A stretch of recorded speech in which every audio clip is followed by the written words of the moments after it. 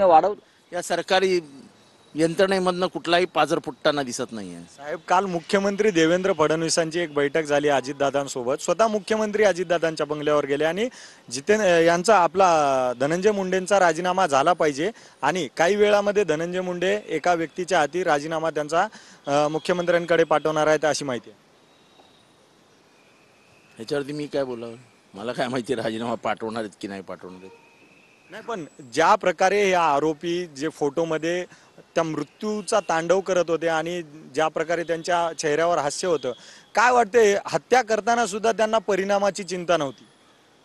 निर्डावलेले गुन्हेगार असतात, ज्यांना राजश्रय असतो, ज्यांना वाटतं की राजश्रयामुळे मी केलेल्या गुन्ह्याला काहीच होऊ शकत नाही, तेव्हा माणसांमध्ये मस्ती येते आणि मस्ती त्यांच्या चेहऱ्यावर दिसत होती.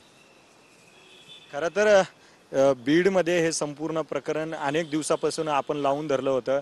काही फोटोंचा उल्लेख तुम्ही अगोदरही भाषणामध्ये केलं होतं की पाणी मागितलं तर त्यांच्या चेहऱ्यावर ते त्या त्या संदर्भात असं की असा आनंद नाही म्हणता येणार, पण मी जे पहिलं भाषण केलं होतं त्या भाषणातलं वाक्य खरं होतं.